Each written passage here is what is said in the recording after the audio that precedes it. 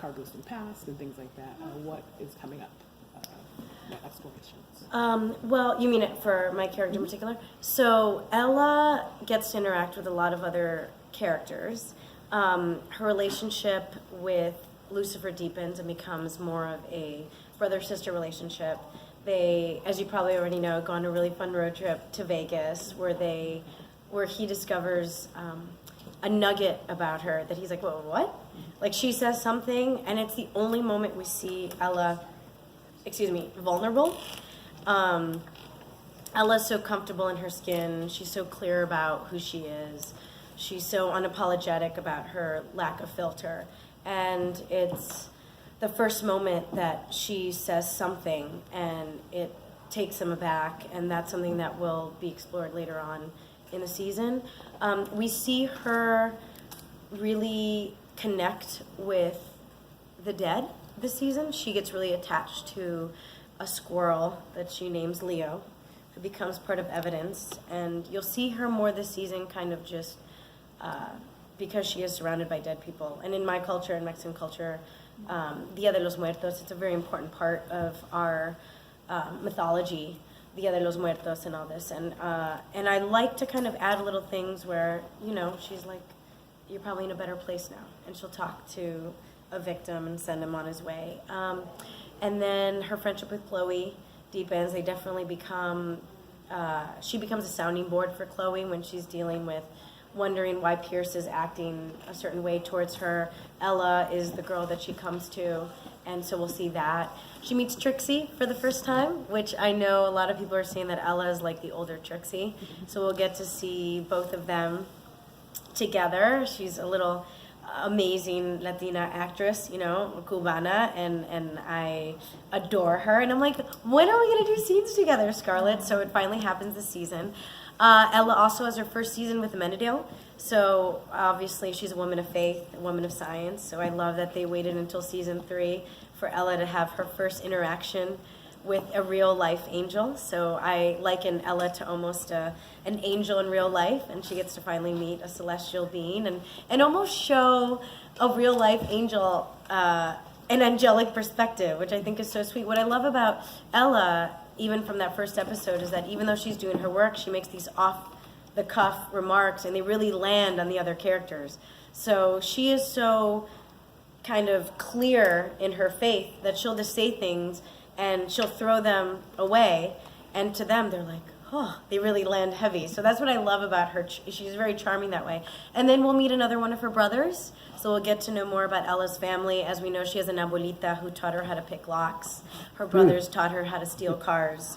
Her one brother is obviously a criminal, as we know from last year. We're going to meet another brother. So we're starting to expand Ella's family. She comes from Detroit, from humble beginnings. And we learn just more and more tidbits about her. I say she's, such an interesting little character that just when you think you know her, all of a sudden you're like, oh, not only does she speak Klingon and Spanish and English, she speaks French. So the writers have really let me do that. Whenever they're talking about the Eiffel Tower, I'll be like, mais j'aime les hommes, sont très romantiques et sexy. And the writers, let me play with that. And then, we have such an international fan base that the fans in France love it. And they're like, oh my God, you're speaking our language. And I'll throw in a little Spanish in there, especially if she's talking on the phone with her family. So I think she'll just continue being a very relatable character. Still no love interest for Ella, which I actually really like. I think there's very few women on TV who don't lead with their sexuality, and what I love about Ella is she's in her own lane. She's not self-conscious. She's a woman of faith. She's a woman of science, and she's not defined by a romantic relationship. She's just defined by her work, her faith, and her family. And I think, like our showrunner Ildi said, that if you are just comfortable in your skin and you embrace your quirks, she's clumsy, she talks a lot, but if you own it, then it inspires other people to own their quirks. And that's why I think that she's become such a beloved character, because she's not the coolest girl in the room, but a lot of us are. She is definitely more down to earth than anyone else around. She is. I mean, look, we have a lot of beautiful people on our show. Yesterday I was doing a scene with Welling and Tom Ellis and Lauren, and I looked at the three of them, I'm like, God, you are all beautiful. You know, and Trisha was an actual supermodel. She was on the cover of Vogue. And Lauren is just gorgeous and talented and funny. And Tom is just oozing with charm. I mean, he's just so charismatic, you know, and it's all real. All that magnetism is really him. Even if it's 5 a.m. and he's rolling in with his sweatpants, he's so charming. And it's funny, my mom, who's Mexican, came to visit, and I was telling her about Tom. I was like, you know, he had, you know, this, I was telling him about his past and his kids and stuff. And he's like, you had a girlfriend here and a wife there. And she's like, that is the price you pay for being so charming. And I was like, I guess he's very charming, you know. So as beautiful as everyone is, and everyone's so equally talented, yeah, Ella is definitely the one that I think. Well, this is what I love too. You know, at Comic-Con, I was so touched that these young girls from Australia had slept over 2 nights to win tickets for a signing with the Lucifer cast.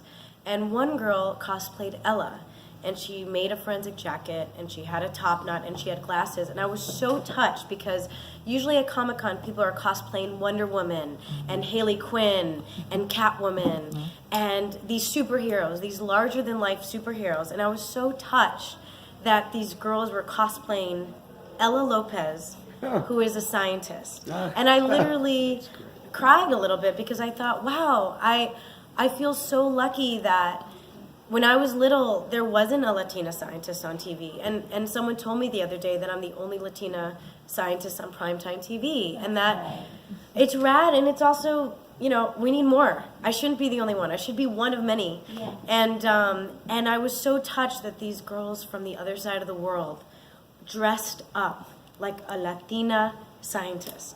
And so, and they weren't, you know, they weren't Latina, they were Australian. So I was so proud of the fact that Ella almost has this superhero quality, except, look, we all want to be Wonder Woman, but we're never going to have a magic lasso. But we can inspire the next generation of women to go into the sciences and work for NASA and get us to Mars. And that was such a pride for me. So I do hope that she's relatable, and I hope that she's inspiring, and I hope that you know, she does more than just be like the comic relief of a show. I feel like Ella is almost starting her own movement in her own subtle way, and I feel very, very grateful to the writers and to the rest of my cast that there's no ego. You know what I mean? Everyone wants everyone to shine. And Lauren German is the first person to say, oh my God, that's so funny, do that again. Or everybody wants everyone to feel comfortable. And that's why I think we're such a good band, because there's no competition. So I'm really proud to be part of this cast and crew. Amy, talking about being a Latina scientist on TV, have you reached out to communities, to STEM programs, to go and talk to the kids so they know about your character, about the show, and also to inspire them? 100%. I do a ton of charity. I'm on a board of a charity called MOST, Motivating Our Students Through Experience, and I do go in to talk to young Latinas in East LA and tell them about, you know, how someone like Ella, who grew up in Detroit with very little money, basically poverty, was able to turn it around and become a really successful scientist. So 100%. And I'm actually trying to get to the point where, like, I'm an actor, I'm not an actual scientist, but I do have 3 degrees from Northwestern. You know, I majored in economics, journalism, and French, and my mom grew up super poor in Mexico. My dad grew up super poor in Puerto Rico. And I'm very, very cognizant of that. This weekend, the Academy asked me to be on their panel. That's what I'm saying. The show has done wonders. Like, they're like, so the Academy reached out, and you've been approved by the Academy, and they want you to come in and speak about Latinas in Hollywood because of the fact that your character is such a positive role model on the show. So that will be disseminated on YouTube and be, you know, part of the Academy's platform. So 100%. What I'm trying to do now is trying to get actual Latina scientists to come and talk to the kids, so I can tell them from my perspective. You know, they know me from George Lopez, where she played, you know, Millionaire, and Dexter, where I always was cognizant of making sure that I was doing homework while I was on the phone with Dexter. But they also have to see the real thing. You know, it's like, look, this girl came from Boyle Heights, graduated Stanford, and now she's a lawyer, now she's a scientist, so that they can see role models outside of their nuclear family. So 100%, I'm very, very involved in charities, and my latest project, which is great, it's this Mexican vigilante superhero movie, which I'm really proud of, produced by Lorenzo de Bonaventura and Joe Carnahan and Ben Bray, and yeah, I get to play a Latina from East LA who goes off and gets her educational degree and comes back to become a teacher in her own community. So I do try to pick roles that are role models, especially for my community, and then definitely take it a step further and hang out with them, go to the Sparks game with them, go on camping trips with them. So 100%. And I actually took them to come see Justina Machado and Norman Lear's show. So I actually paid for, Justine and I split it, where we paid for a bus to take 55 girls to go see a live taping of themselves being represented. So 100%. So how important is it for you, do you think? Because Latinos in the arts don't always go hand in hand. Usually when you go up in the family, they're like, you know what, that's not the career you should really be doing. Yeah. How have you been doing to change that, especially since it's Hispanic Heritage Month, and there's really not that many Latinos in this industry? So how do you... Well, I think, like I said, because of Lucifer, I was asked, the Academy approved me to be on the panel this weekend. And I'm up there with, Oscar-winning directors and producers. And I think that we have to start the change from behind. On Lucifer, we have Latinas on our writing staff. And we actually have 3 Latino series regulars on the show. Kevin Alejandro is Mexican. Scarlett is Cuban. I'm Puerto Rican and Mexican. So what I love about this show is that we are just part of the American fabric. You know what I mean? Like, it just is what it is. We're part of the story.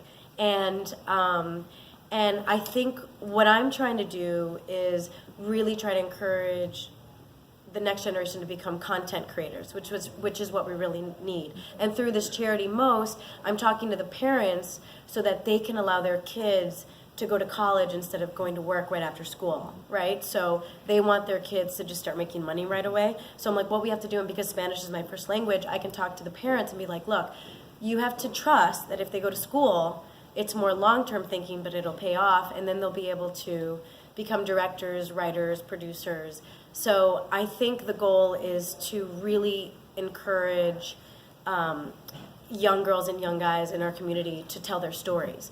I just did this movie with called El Chicano with this young actor who's going to blow up. He just starred opposite Benicio del Toro in Sicario sequel, and I said, you have to write your own stories. That's the only way we're gonna do it. So that's what I'm doing. I'm using platforms like On Saturday and you guys to spread, the word to hopefully whoever's reading this will be like, wow, if she's right, we need to create our own stories. I'm writing my own script, so even if Lucifer lasts 10 years, the next step for me would be, to create something. And I always think we have to create the change we want to see. So I just want to ask, how do you think you relate to Ella? Because it sounds like you do in a lot of ways. And Yeah. How do you relate to her? How are you different from her? That's a really good. People are always like, "Are you like Ella?" And I'm like babbling. I'm like, "No." I'm like, "Oh my god, I'm so clumsy." Yes, I am like Ella. Well, okay. So the writers really established this vibrant character off the get-go. She was funny. She was smart, brilliant, really good at her job. No filter, kind of goofy and silly. I'm luckily a lot like that, so I just ran with what the writers were giving me, and luckily the writers saw that I naturally am clumsy, and I naturally talk really fast, and I naturally am just really goofy, so it kind of worked hand in hand. But I relate to her a lot in that, school was always really important to me. Even though I am the only person in my family to be in my field, just like Ella is probably the only person in her family in the sciences, I felt like it was really important to use education as a tool to get out of poverty. So I think in that way, Ella and I both value education. you know, my abuelita is my rock, my mom is my rock, so that's really similar. I don't really, I guess, lead with my sexuality. You know, I'm pretty goofy. That's kind of my first instinct, and I guess Ella's the same. I guess Ella's a little bit more spiritual, more religious than I am. I'm very spiritual, but my dad is Buddhist, so I actually, you know, have studied Judaism and Buddhism and all that stuff, so I'm not as similar to her in that regard. But I am very similar to her, but she's definitely much smarter than I am. She knows. It's funny, someone reached out today for me to work with Chris Hardwick. They're like, Chris Hardwick, they think you're the female Chris Hardwick. And I'm like, oh, cool. You know? And I'm like, oh, no, I'm going to be with Chris and talk science. That's going to be fun. But, which would be great. I'm a huge fan of his. I love him, but he's so smart. So I think Ella's probably, she's brilliant. You know, I'm definitely not brilliant. Ella's definitely brilliant. So she's definitely smarter than I am. But yeah, I do relate to her a lot because I love what I do. I love my job, and I do try to spread love whenever I can. You know, like even this T-shirt, I'm like, why not wear a message, especially in this world that's going kind of crazy. I think we need more love. So I'm very not judgmental like her. I try to give people the benefit of the doubt. So I would say I'm like 90% like her. And can Hey. you, one more question. Can you share like a vision that you had for yourself, especially in your acting career, that you saw like manifest in your reality? I mean, was this something you always knew that you wanted to do, or? 100%. I'm a comic book geek. Like I'm the person that on Sunday morning, I woke up at 7 in the morning. I bought like a 1958 Cisco Kid original, because you know comic books used to be comic strips like in newspapers. So I bought that. I bought like this little, you know, Star Wars like Yoda fake bong. Like I bought like this other comic book, you know, like I Hate Fairyland. I mean, I was out there, and even Kevin Alejandro was there with his kid, and he's like, Amy, where'd I go to get this T-shirt? I'm like, over there, northeast corner. He's like, where'd I go to get it? Like, because I've gone to Comic-Con for years, right? So I always said, I remember like spending just hours in the Japanese animation wing, and there was like a Harry Potter chess tent, and I would just go play chess. And so I love that world, and I always thought, and Dexter is almost like in that vigilante world, but I always thought I want to be in that comic book world, but I want to be in a world where it's like I get to bring humor and heart and but work with really good actors. And so to me, Lucifer has manifested into that, right? I mean, Tom Ellis is a great theater actor. I mean, that guy can hold his own with the greats in London, and he's headlining our show. And so you're getting like premium talent to be on a network TV show when, like, you know, it's not easy to find. And Lauren too, you know. So to me, I'm working with great actors. I'm working with incredible writers. I mean, from the show, you know, James Gunn is following me on Twitter, who just directed Guardians of the Galaxy. You know, Chris Hardwick's people are like reaching. So to me, and I also got, like I said, El Chicano. You know, it's a $9 million budget movie. I got the female lead. It's produced by Lorenzo de Boaventura, who's doing Transformers. And people are like, you're never going to be able to do a network show and do a movie. Well, guess what? I'm one day away from wrapping a Mexican vigilante superhero movie as the female lead. And so to me, I'm able to do a hit show on Fox that has an incredible, you know, international following. We get 8 million viewers, you know, a week on digital platforms. And I get to be the female lead in a Mexican vigilante superhero movie with the producer, Tom, you know, Ordenberg, who just got an Oscar for Spotlight. And so to me, I knew that it was possible, and so I'm like living the dream right now. So you think it, and the universe will conspire to make it happen. So true. Thank you. So true.